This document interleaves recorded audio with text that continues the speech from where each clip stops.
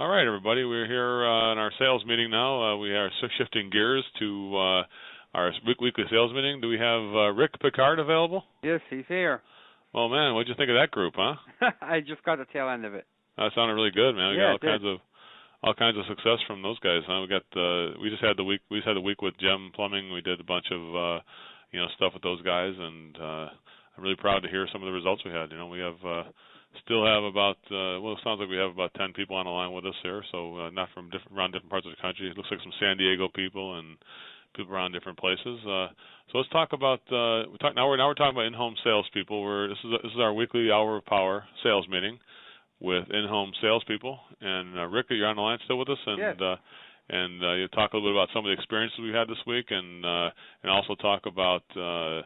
This week I want to kind of make the subject about kind of going back to kind of the sequence and what salespeople, the kind of overall sequence of things, and what the first call is about, and what the second call is about, and how there's really two calls on every call you go on, and how there's a first part of the sequence and a second part of the sequence.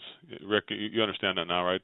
Absolutely, and it's especially more important this time of year when we're between seasons. It's very tempting to be giving. Just go out and do a lot of estimates instead of really finding out when people are ready to make a decision. Mm-hmm. Because you do get a lot of people this time of year who say they're not ready to make a decision. So you really have to make it a two-step process more now. I mean, there's more of a need as extremes in weather, cold or hot. Mm-hmm. People more have to make a decision right away. But in between seasons, I feel that by experiencing that they more feel they have time to make a decision. So a lot of times, especially with us, they do such a good job at getting us out to talk to people that a lot of times we're the first people that are in the door. Mm-hmm. So really it's important that we don't reveal any really information on that first call. Yeah, so let's talk about the first call. Actually, when it comes to doing, you want to call estimates or what I call opportunities, because I don't really use the word I try not to use the word estimates because I think estimate is kind of a poor language. Have you found yourself changing your language at all, Rick? Anything? Right. Yeah, that's why I said it. It's easy to go out and do a lot of estimates, and that's why I don't do that anymore. I really make presentations to people who are ready to make a decision. Yes. So there's two. So really, there's two calls on when you're on those kind of I call open opportunity calls, as opposed to calling it an estimate or God forbid calling it a bid, which is like what is this, eBay we're talking about? That's right. Yeah. So it's not eBay. This is when people are going to go to market and trying to purchase your services. It's not a bid. It's not an auction. It's not you're not doing estimating. You're doing giving people a chance to go at an opportunity of purchasing your services and your warranties and all the special things you do. So there's really two calls on every call that you go on.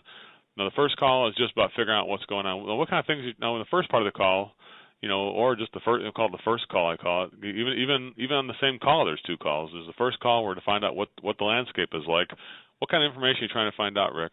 Well, the first thing I want to find out is if there's really a need for our services. If there's not a need for our service, there's really no need to go any further. Right. Because people think they're calling and they're saying, we're thinking about getting an air conditioning unit. Right. And of course, if they're thinking about it, why are we here right now? Exactly. You really think that's a good. There's little keywords that you hear about that are very non-committal, and that's what they'll do all the time. They'll say we're thinking about it, or we're getting quotes, or this, and then that's when you can't let that pass by you. You really have to hit on that. Oh, are you just thinking about doing this, or is this something you're really serious about? I see. So, isn't that and that's actually the first indication that the buyer has that you're a good listener, isn't it? Right. Because if you are listening very carefully, you're going to listen to those things like a customer saying, just so you know, what are you hoping to do on this call? Well, we just want to get some numbers, and right now we're in the process of gathering bids or gathering information, right? Right. And so then you got to clarify that, and of course to clarify it means so you're just gathering information. You're not doing anything today on this, right? You're not purchasing today, right? Right. And they go, oh no, we're not doing that. We're just getting numbers, and then of course we'll give you a call back if we're interested. Don't worry about that. And of course now that doesn't mean that's what's going to happen because there's two calls. Now the first part of the call is just finding out information, and that's a given. You're going to be there on that call. But the second part of the call you don't necessarily have to do today, do you? Right. and actually it would be more beneficial if you didn't do it, especially when you find out if they're gathering numbers and they've told you that they're not going to make a decision, and they said there's no chance they're going to make a decision. Then there's no good reason for you to make a presentation at that time. Hey Rick, have you seen anybody who says that they're at the door? They say, "Oh yeah, we want to get this stuff put in as soon as possible," but then later on you hear language that kind of indicates that they probably aren't going to make a decision today. Have you heard? Can you give us some examples of something like that you might have heard? Yeah, I mean, the people said they want to get something done right away, and then they towards the end they start to backtrack. That's when I question the situation with them, and I ask them, well, what when I'll ask them, what if I ask you a question, and then I'll say to them, when I came in, you were pretty much looking to make a decision right away, and now it seems like you're kind of backing off a little bit. What did I do to make you feel like you didn't want to purchase today? Wow, and that's of course called the responsibility tact, to say, what did I do, right? Right. And of course, no, you did nothing, Rick. Let's face it, you're not. It's not you. We just have a lot to think about, right? Something like that. Yeah, but if I really did nothing, then what would you be doing right now? Yeah, I guess we'd be going forward. Right. So, come on, you can come clean with me off the record. What did I do? No, you didn't do it. Okay, we'll figure out something here today. So now all of a sudden, maybe it makes them think a little bit more about, maybe I should be deciding today. Why am I waiting? What am I? Doesn't it kind of wake them out of the subconscious, Rick? Right. Yes. Because by doing your process, I really wasn't thinking right about it. I was thinking that people really wanted to waste their time and get free quotes or whatever, or bids or whatever it was. And the truth is, they don't really want to. The truth is, if you could show them something that they wanted today, majority of the time they would purchase it. They really don't want to go through this whole belabored thing of talking to all these different people. It's just you have to put them in the mindset that they're going to make a decision today, and then give them so many different opportunities that there's nothing hindering them from making that decision. Hey Rick, do you feel like on the first call when people are saying we're just gathering numbers or that type of stuff, that sometimes people are testing to see if you're the type of person who's any different than anybody else? Like once you prove that you're actually different, then all of a sudden now the whole world opens up. I found that sometimes just by saying I'm not going to do everything everybody else does. I'm not going to leave you behind a bit. I'm not going to do that. That sometimes that wakes people up to thinking, yeah, here's a guy who's totally different. Right. I mean, I can't tell you how many times that they've gone and said they weren't going to make a decision, and I'm walking out with a check in my hand. Yeah. Just by questioning the situation, getting them, and another thing that I really liked was questioning. Well, so you tell you're getting multiple bids. Just again, question that situation. Why do you feel that's the best way? Why is getting multiple bids? I mean, what are you hoping to hear from other people that I'm not going to provide? Right. I'm not sure what you haven't even heard my stuff yet, and you're already saying you're going to get other bids. I mean, how do you know that? How are you so sure that what I have isn't what you want? Exactly. And I'll ask them that exact question. Or if I was able to show you a bunch of different options, and there was something you felt there that you thought was right for you, what would be holding you back from making a decision today? Yeah. Well, why wouldn't you decide today? That's a good right. point. Yeah, that's a good. Yeah, that's good stuff. It's like I think that goes back back to that. It's kind of I guess for salespeople and that kind of convince me stuff. It's really different. It's a little bit different than service people, because service people we kind of realize that that people are convinced because something's not working right on a service call. But on a sales call, not necessarily. It's something that we're kind of looking to improve, maybe proactively, and sometimes they themselves haven't convinced themselves that it's really something they want to move forward with, right? And what I learned also when I was going to buy something, I was going to buy a dog fence, one of those invisible dog fences for my dog. Yeah. And I made 3 appointments just because I wanted to see the sales tactics of the 3 guys that came. Uh-huh. All right? So I made these 3 appointments. Well, what do you think happened? The first guy came, made such a good presentation to me, and I liked everything he had to say. Uh-huh. I just bought it from him. You couldn't even get 3 bids. I couldn't even, and I had ulterior reasons for doing it. I mean, It was only a $1,500 purchase or something. Yeah, you're doing like a science experiment. Right, and I couldn't even follow through with it because the guy was so good. So, so that's why I started to say to myself, I think a lot of my own customers probably feel that way. Yeah. Because what happened was I said, listen, I'm really busy. I don't really have the time to make those other 2 appointments. Yeah. What are they going to say that's any different than what this guy said? Yeah, so that's kind of what I want to make the impression on people is that the first call you go on as an in-home salesperson, even though the customer says they're not going to purchase right now, that doesn't mean you couldn't influence them to go ahead and purchase before the end of this first call. That you couldn't turn it around and make them sound like, because I think people are just looking for somebody who is functional in a sea of dysfunctionality. Like they see everybody else who isn't operating the right way, and they see finally somebody comes in who is operating the right way, and they're like, I can't let that guy go. It's just too rare to get a guy who's going to do the job the right way here. Right. You rarely see it. So things that go into to determining whether or not you should move on, or whether or not a decision is going to be made today. Now, let's say that people say that they're adamant, Rick, and they say, you know what, we're not going to, no matter what, we're not going to decide today. It's just not going to, no matter what, it's just not going to happen, right? Right. Then that happens. Yep. So on that kind of call, then we set up. Then at that point, you go right into second gear, which is to not focus on a presentation today, because since one is not imminent, or somebody has not agreed that you're going to go forward with it, then you got to determine when you will go forward with the price presentation. So there's two parts of the call. One is to kind of see what's going on and see when the best time to present will be. And the second part of the call is then to make your presentation, correct? Correct.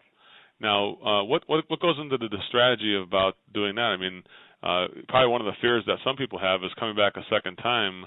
Well, it could be a time waster, one thing, and second thing it could be is a situation where you might lose a sale to somebody else. Somebody might come in and get the job before you get it. I mean, is that what do you do to defeat those two fears, Rick? Well, the first thing I do is I talk to them and find out when they are going to make a decision. And a lot of times they'll come up, well, we're going to make a decision next Friday. And I'm saying, all right, why is next Friday the date? Is there anything happening between now and then? And they'll say, yes, we have these other two companies coming out, and that type of thing. I'm like, oh, okay. So, I'd like to ask if you could do me a favor. If you would allow me to come back on that Friday when you're ready to make a decision, I could go back, sharpen my pencil, put together a nice presentation for you. All that I ask is if I come back on that date, if you don't like what I have to offer you, what are you going to say? And are people sometimes confused when you do that? Yeah, they definitely got to stop and think about it. They got to think, like, what are you asking me? Yeah, I was like, well, yeah, I'm saying if you don't, they got to repeat it again. A lot of times I'll have to repeat that again. I'm like, would you like me? I says, if I come back on next Friday and you don't like what I have to offer you, what are you going to say? I guess we will tell you no. I guess. Right, exactly. But you know what would be better? If I showed you something you really liked it, then what would you say? Oh, yeah, we go ahead and probably do the work then. Okay, so we have an agreement that I'm going to come back and you're going to make a decision on that date. Yeah. Now, another thing is you have a couple other people. Now you're sure that you're not going to make a decision before that date. So I'm not going to get a call saying that you've already decided to go with someone else. Right. No. We're going to wait for you because we definitely have. I would definitely want to get your bid. I mean, you're definitely somebody I want to hear what your number is for sure. Well, I really appreciate that because you're definitely someone I want to come here. I didn't just come here to give you an estimate. I came here to do this job for you. So that's important to me to be able to come back and take the time and meet with you again. Well, that's awesome. So you actually tell them that I didn't come here just to estimate it. I came here to get the job, right? Right. To let people know that's your intention. And that's let me tell you something. Don't you think there's a whole guy who has a whole industry written on the power of intention, and Wayne Dyer has a whole thing called the power of intention, that if you knew what you were actually trying to get us and you can communicate that to the customer, that what I'm trying to do on this call, which I'm here to do the work, I'm here to get the work, I'm here to get this job done for you. I'm not here to estimate, Right. I think service people and everybody could learn from that. Don't you think that this is something that by communicating that, because it's not weird to communicate that you're there to get the job. Right, exactly. And I think just by verbalizing that to the customer, it changes your attitude and your approach to the job. Right. Because now you get yourself out of the estimating mode into bonding with that customer to help them to make a decision your way. And so how you approach the call with that mindset is totally different than if you're just going out spitting out quotes to everybody. Right. Yeah, because not about quoting, because quoting is something you do if you're a philosopher. You get some quotes, and maybe you get some quotes in a dictionary or something like that. But this is not you're not philosophy. This is nothing to fear but fear itself. Yeah, it's not a bid. This is not eBay, an auction. It's not an estimate. It's not a second guess. This is firm pricing we're doing. Right. Now, on the second call, you're setting up the second call. Now, the expectation on the second call. So you've made an agreement to say, you come back on and get a yes or no on that second call. Right. Before you do that, now you're out there, you're going to come back to the house. Do you usually make a call to say you're coming back then, or what do you do that? I make a call and say I'm just confirming our appointment on Friday. Usually I'll do it 2 days before, sometimes the day before. And sometimes it'll just happen that I do it the day of, depending on how it works out. And what I'll do is I'll just refresh the customer what we agreed to. Just kind of establish that we agreed that. Now, John, when I come out there, do you remember what we were hoping to accomplish? Something like that. Yes, yeah, and you know what? They always remember. Oh yeah, I know, Rick. I know. So yes different, or no. right? Yes or no. Yeah, I know. Yeah, if I like what you're gonna say, or if I don't like what you're gonna get a yes or a no. Yeah. All right, I'm not gonna get that I think about it thing. All right.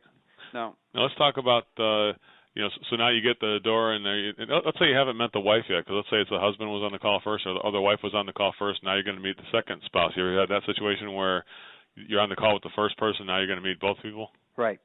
Now you meet the second person for the first time. Do you bring that decision thing up to them at all? Or Absolutely. I had to just Claire, just so you know, me and John had agreed that I'm going to come back and make this presentation, and if you like what I say, if you don't like what I say, what are you going to say, Claire? Oh, she said, I guess no. All right. If you like what I say, what are you going to say? Yes, we'll go ahead with it then. Yeah. All right. Good. All right. That's that was the agreement that we had. So I appreciate that. Hey, do you find that sometimes that maybe they've already been primed? Like by the time they feel like they're going to definitely make a decision. That decision is probably going to be yes now at that point. Right. Oh, yeah. Yes. Most of the time. If you can get people to agree with that, and you're going to go back and make that thing, and everybody knows what's going on. Right. It's pretty funny, isn't it? Because it's like what people have said is like, this guy's going to be good. You're going to like him. You're going to like this guy, right? And right. Yeah. So kind of they're kind of championing you because they don't want to have to tell you no, and they realize you are one of the better, more functional people, and so they're kind of prompting their wife or prompting their husband to say, that you're going to like this guy. He's different than the other guys, Right. Yeah, and I hear that quite a bit. Oh boy, you're so much more professional than the other people. And I think also it's not only that it makes it work, is that by using your system of giving them 6 or 7 different options, most of the time my bottom option is very close to what everybody else's was anyway. So, now that I'm the last one there, and I've given them every option, including options they had already received from somebody else, there's no reason for them to call back anybody else but me. Right. So have you ever done a thing now, Rick? Now everybody's agreed to make a decision now. So now you make your presentation and you give them all the 6 options or however many options you're going to give. Let's say at least 6 options. And now at the end of the call, they're like, "Oh my goodness, this is good, but man, I want to think about this." And now you kind of see the wheels turn, right? After you sometimes do it. Sometimes they just go ahead and just choose the thing. Right. And that's what they do, right? Right. And sometimes the wheels start turning, the gears start grinding, right? Right. Have you ever heard it where they're going, "Oh my goodness, what did I tell you I was going to do today?" or something like that? Right. Well, sometimes they say, "Well, you've given us so much information, we really have to think about it." Well, now at that point, I take the point of view that it's my responsibility to help them think about it. So I'm going to say to them, "Well, which one are you thinking about?" And they'll, this top one here, is this the one you think about? Oh, no, all right, well, let's get rid of that one then. Now, which one did you like? And so they say something like, "Well, I probably like that third one there, right?" That third one, all right. What'd you like about that? Well, that's got the 2-year warranty, and it's got it's still got the good equipment, but it's only got the 2-year warranty or 1-year warranty actually. 1 year of service and 2 years of warranty. I could probably live with that. I'm only going to be here for 5 years, Rick. Okay, yeah. So what else did you like about it? Well, I like still got the humidifier and stuff like that, and the dehumidifier in there. That's nice too. So, yeah, I actually like that one. I have ones that are lower here. What you don't want to look at those? Or no, I don't want that. I don't want that. So what I'm doing, Joe, is I'm helping them think about it. Instead of just them saying, "Yeah, I want to think about it," and picking up my bag and leaving. You know what I mean? It's now I've stayed there because they did say they're going to make a decision. So now together we're thinking about it. I'm not letting I'm directing them back towards the options that they were given. Right. So every time they say they want to think about it, I help them thinking about it by steering them back to the options I gave them until. Right. And every time I do that, you can only do that so many times before they say yes. Well, you know what? It's like, isn't it just good service to help people think about it? I mean, let's face it. If people are thinking about it, there's 2 things you can do. Either you could do bad service and just walk away and leave. Right. Or you could do good service, and good service is always to help people, right? Right, and obviously that's better service because I know a lot more about the products and the systems than they do. Right. So I'm going to leave them to try to figure it out on their own. That's not very helpful. I think that word serve and the word service is what it's all about, isn't it? That's the root word of the word service is to serve. And If you're really there to serve, that means that you are there to you're there to help, and you're not there to just walk away or act like you're on the. Most salespeople. I think the biggest problem is, Rick. I think they find themselves acting like they're on the opposition team. Right. As if we're not on the same page as the customer. As if it's me versus the customer, and it's not, is it? Right. No. A good salesperson is me with the customer, and me. I'm not going to abandon you. If you're going to think about it, let's go ahead and think about it, right? Right. Exactly. Let me help you think about it. And so, which one do you like there? I mean, what's so good about that one? Right. Well, let's get rid of the first option. I don't like that first one. You aren't going to like. I mean, that's too much money. Let's face it, right? Right. And then you're helping them. You're helping them get rid of options, helping them focus down, and then you're kind of giving them a soft landing. Do you ever kind of feel that soft landing? I mean, when I say that, I really mean it. It's like a lot of times people just like, yeah, I think we probably just go with that second one, and they kind of feather themselves in there. They kind of sit on a pillow, right? Right, and that's what's so powerful about the 6 different options. There was many times before I used your system that I knew these people were right on the edge, and I just didn't know how to push them over. Right. And all you need is a little nudge. Right, just like one more sentence. Have you found yourself like one more sentence away that? Right, and sometimes I would work for me in the past. I don't know if it was always the right thing, but I would make an excuse to make myself absent. And that would give them some time to think about it, and I'd come back. A lot of times they would make it, but this way is so much better because disconnecting from the customer isn't good service. That's true. Right. So by me just redirecting them back to different options, it's that I have up to 6 times I can do that now to push them into helping them think about which one they want to take. Yeah, to guide them, to kind of guide them into the dock, right? Right. Yeah, it's not about forcing it or crashing the boat in the dock. It's about letting them kind of feather themselves in there and just kind of float to the edge of the pier, right? You don't got to slam your boat into the pier. You got to just let the waves kind of pull you that direction, right? Correct. And it's kind of like that feeling too, isn't it? You're having I mean, don't you find that it's like as opposed to back in the old days where you felt like you had it's like you kind of spray and pray and you hope it's going to go and you hope it sticks, and now you just have a little patience and let people find their way, right? Right. Now, Rick, what's the challenge of salespeople when it gets busy? Because let's face it, when it gets to be like 90 degrees out there, there's going to be all kinds of opportunities. But we just talked about a very patient way of doing this, right? We just talked about how much patience it takes just to let people find their way. And don't you think that sometimes your lack of patience might be a problem, that it might turn into an issue, that if we aren't patient, that we could lose people? Right, absolutely. If you try to cut corners. Now, the good thing is usually when it gets hotter out, it naturally directs people to be ready to make a decision quicker anyway. All right, but you still can't take a shortcut. I mean, if it gets busy and they're not ready to make a decision today, the company, we owe it to the company to get a yes or a no from that customer, not to go out there and make a visit. So if we're going to go out there and they're not ready to give us a yes or a no, then really we have to schedule the time to come back and do due diligence to do that second call. So you're saying the company has an investment, and you take that investment seriously. The fact they've invested in money to get that phone to ring and to get something to happen. Right. You and take really, that seriously. It's responsible for me not to treat that lead that I've been giving responsibly just because I have a lot of them. Yeah, that's interesting. It's like a lot of people throw that away and feel like it's kind of like a lead is just a throwaway. It's not something they feel like is of any value. They lose sight of the value of that lead and how much took to get that phone to ring, right? Right, and that's the point. I don't feel as though I owe the company a yes on every call, but I do owe them some disposition of a yes or a no.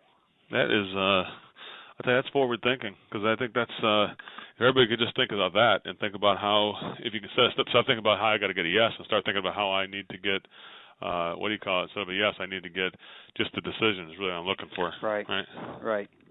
Well, good. That's awesome. So let's talk a little bit about we're moving forward with the call. You get the thing done, and people are deciding about it, and they're doing that stuff. So the second call is about getting decisions, and once decisions are now to reaffirm the decision at the end to make sure you kind of give it back, right? To make sure people have a chance to give it back. Exactly. Yeah. I always say to them, I give you a lot of different decisions today, and you pick the gold package or the upper middle package, and I had given you some of these other packages. Are you sure that this is the one you want? I'll just offer, are you comfortable with everything that we've talked about and everything you've decided on? And just as an opportunity to give them if there's any bumps in the road that could possibly come up after you leave, it's much better to address them now. Right. And get them out in the open. And I do that Okay. All right. Well, let's open the phone lines. Anybody out there? We have quite a few people on the line right now. Why don't we have open the lines with some people who might want to make some comments or who might want to ask some questions. I mean, I got some people. I got somebody from what's 301-262-3563. Who's that out there? That's David Gordon, Bowie, Maryland. Hi, David. How you doing? Very good. Did you have any comments? Or nice to meet you. I don't think I met you before, have I? Yeah, I just joined. Not the platinum level, but the one below that or something. Oh, okay, cool. Yeah. Got a question on the 6 levels that you're talking about. How different are the 6 between the 6 levels? What's the difference between them? A dollar level, a comfort factor? Well, let's talk about that a little bit, David, and Rick can expand on this too. But I just want to kind of illustrate one thing about those 6 options. That if you look at those options on a graph, you want to make sure that the top option, of course, your top option is the most premium and, of course, the highest investment, and the lowest option would be the more economical or cheaper option, right? You're going to have something that's going to be the lowest thing you have down there, and there's going to be ones in the middle. So if you looked at a graph, you'd see the left-hand side being the highest option would be the highest one, the lowest one would be down at the bottom, and there'd be like a smooth line going down to the bottom. It wouldn't be a steep drop. What you want to make sure you don't do is you don't want to have a steep drop off between, like, the first option shouldn't be, if it's $24,000 for the first option, let's say it's $5,000 for the last option.